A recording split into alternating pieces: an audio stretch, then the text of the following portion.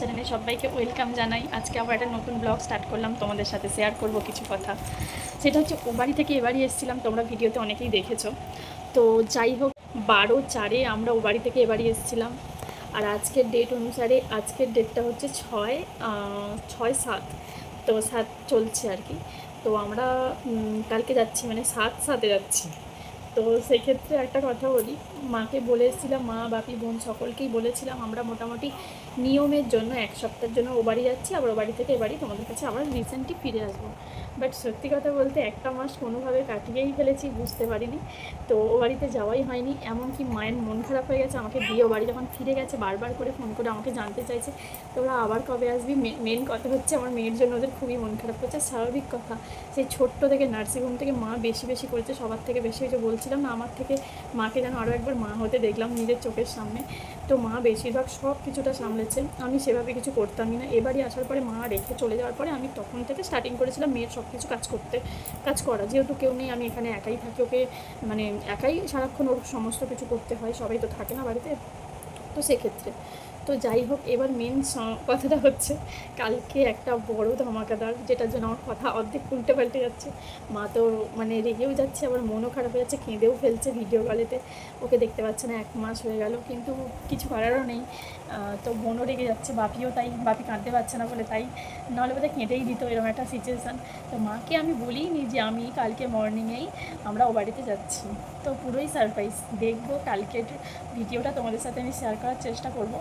তো সেক্ষেত্রে এখন মা যতবারই ফোন করছে বলছে, আমরা ততবারই বলছি, এড়িয়ে যাচ্ছি ব্যাপারটাকে, যে এখন যাব না। তোমাদের দাদাভাইয়ের কথা বলছি যে ওর কাজ আছে, আমাদের এখন গেলে হবে না, এরকমভাবে এড়িয়ে যাচ্ছি ব্যাপারটাকে। তো সেক্ষেত্রে মা যেহেতু রোজ সকালেই ফোন করে, এবার কালো তো করবে, ওই টাইমে আমি গাড়িতে থাকবো, বুঝে যেন না যায়। আমি কালকে মিথ্যে করে আজকে থেকে বলে রেখেছি যে কালকে আমার সেন্টারে বাচ্চাদের মিটিং আছে, তো মাদেরকে যেতে বলেছে। তো আমি বাচ্চা মানে পুচকেকে নিয়ে আমি কালকে মিটিংয়ে যাবো, সকালে তোমাকে ফোন করার টাইম পাবো না। এইটুকু কথাতে ওদের মন খারাপ হয়ে গেছে। চিন্তা করো, ফোনে পাবে না, না দেখতে পেয়ে ওদের কী সিচুয়েশান। তো আজকে সব প্যাক করে নিয়েছি সন্ধ্যের মধ্যে। তো এখন অনেকটাই রাত হয়ে গেছে, মোটামুটি ওই 9:37-35 মতো হয়ে গেছে।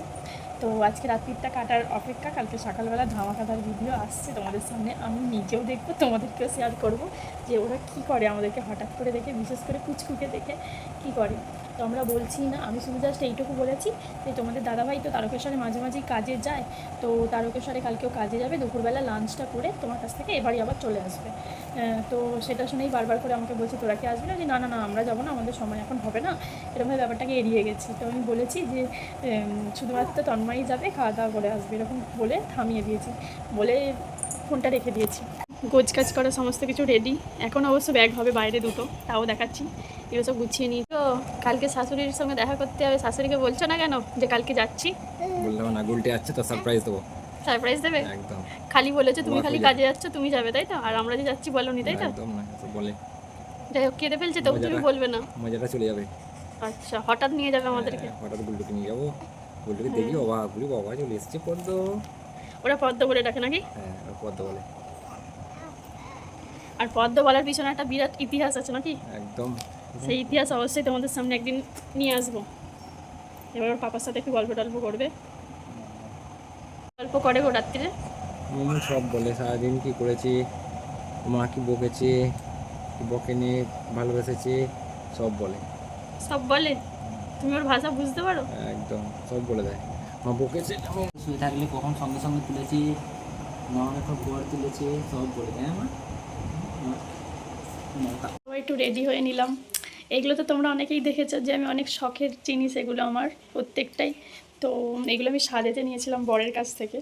তো এগুলো পরাই হয় না স্বাদের পর থেকে, তাই ভেবেইছিলাম যেদিনকে এ বাড়ি থেকে আবার ও বাড়ি যাবো বা কোনো কারণের জন্য কোথাও যাব, তো এই বাড়িতে যেহেতু রাখা ছিল এগুলো, তো এগুলো আমি পরে যাব এরপর থেকে।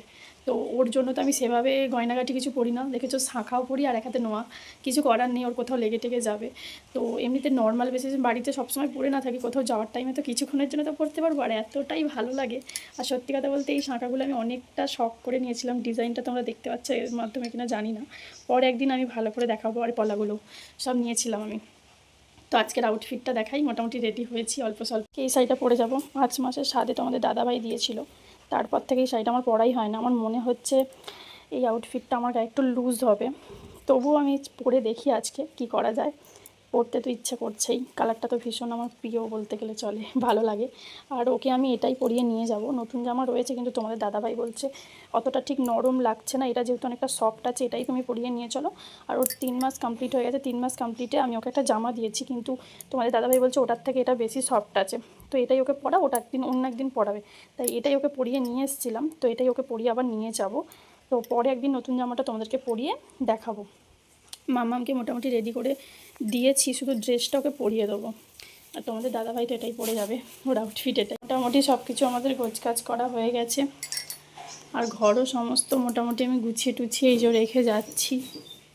জানি এসে আমাকে আবারও পরিষ্কার টরিষ্কার টুকটাক করতে হবে, কিছু করার নেই। যতই হোক ঘরে কেউ না থাকলে এরকমটাই হয়তো হয়, তবুও খুব মিস করি, কারণ এই ঘরটাকে, এই সংসারটাকে পুরো কোনায় কোনায় আমি নিজের হাতে সাজিয়েছি, পুরো বাড়িটাই মিস করি, কিন্তু কিছু করার নেই, তাই না?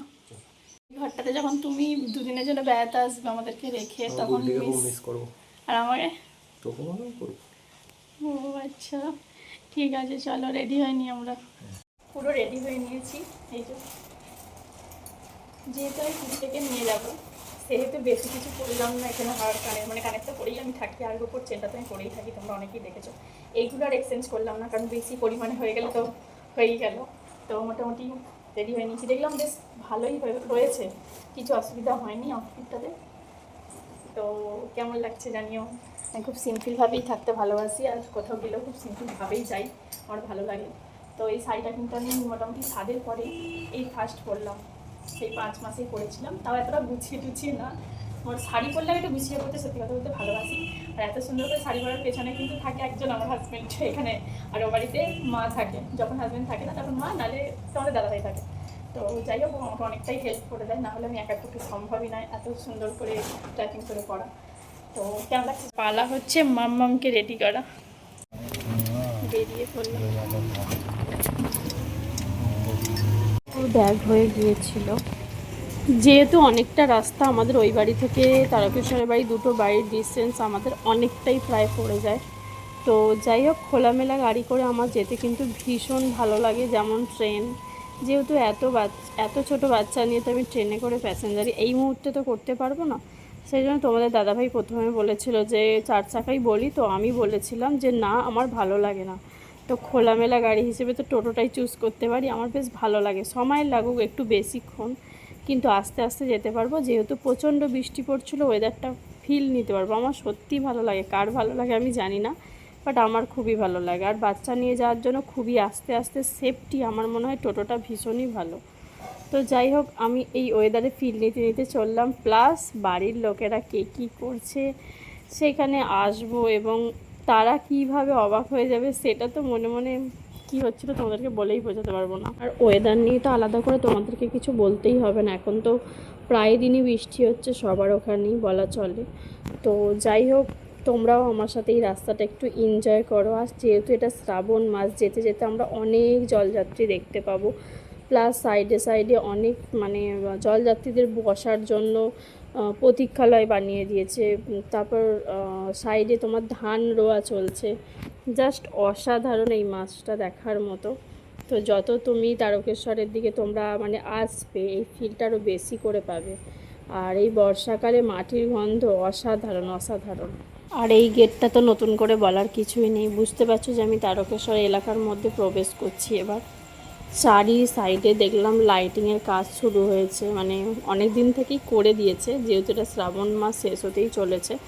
আমার কাছে মনে হচ্ছে না এই রিসেন্ট হয়েছে, কারণ আমি তো আসিনি, প্রায় এই মাস শেষ হব আমি এই বাড়িতে আসছি, আর গিয়েছিলাম তোমার আষাঢ় মাসের শেষ করে বাংলার। তো সেক্ষেত্রে তো গোটা রাস্তাটাই দেখলাম দারুণ করে সাজিয়েছে, তো এর আলাদাই একটা ফিল। তো আমার যেহেতু এখানে তারকেশ্বরের জন্ম, তো সেক্ষেত্রে আমি খুব একটা অবাক হই না, কিন্তু এই সিজনটাতে যেহেতু আমার বিয়েটা অনেকটাই দূরে হয়েছে, এই সময়টাতে আমি যখন অনেক দিন পর আসি তখন একটা আলাদাই ফিল লাগে এখন, তবে আগে অতটা কিছু মনে হতো না। আর যারা নতুন আসছো তাদেরকে আমি সবসময়তেই আহ্বান জানাবো আমাদের দিকে আসার জন্য।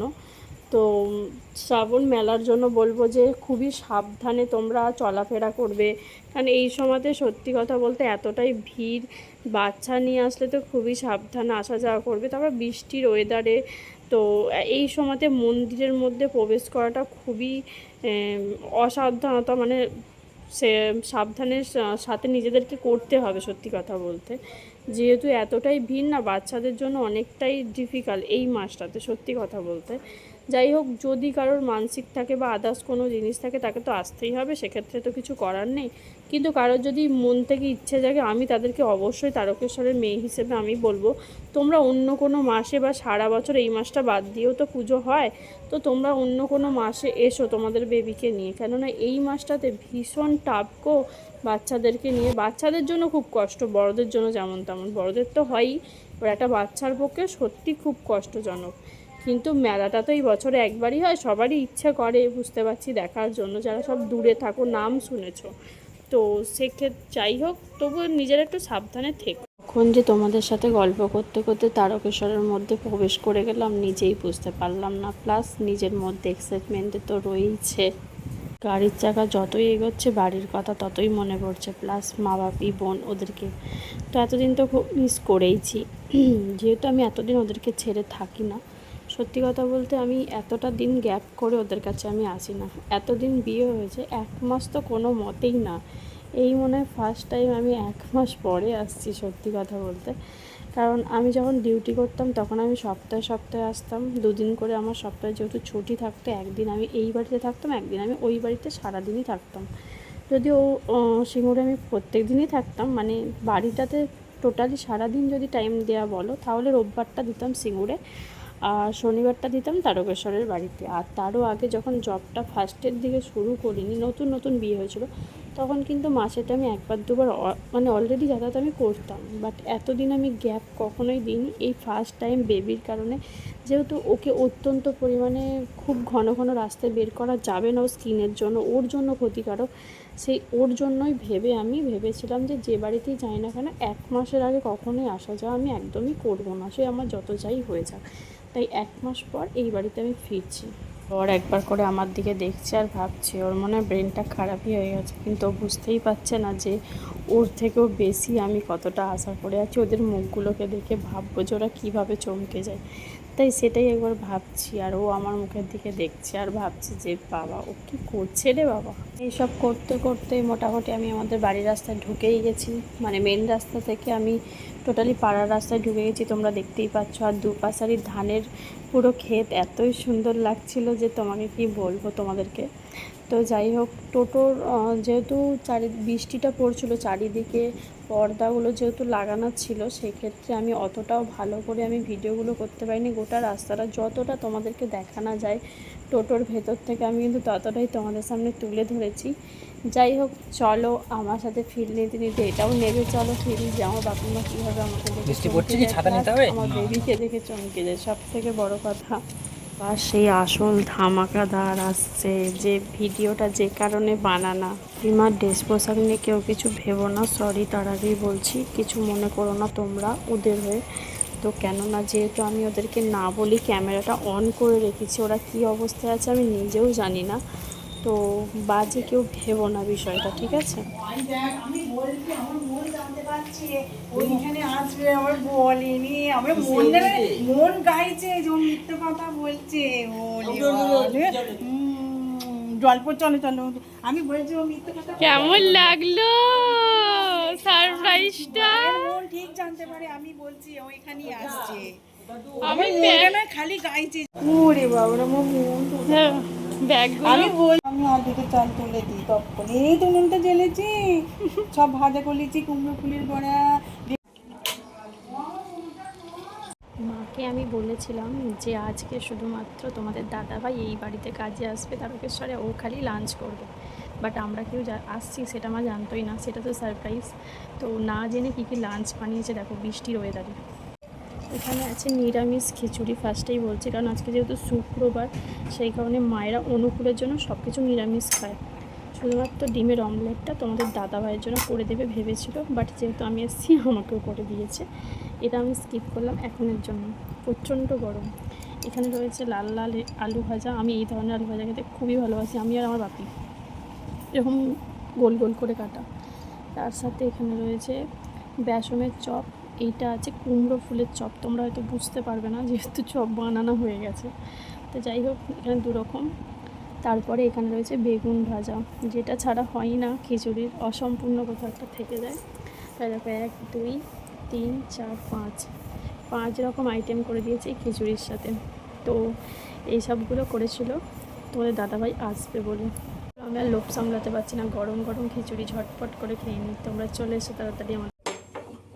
হায় এটা কি?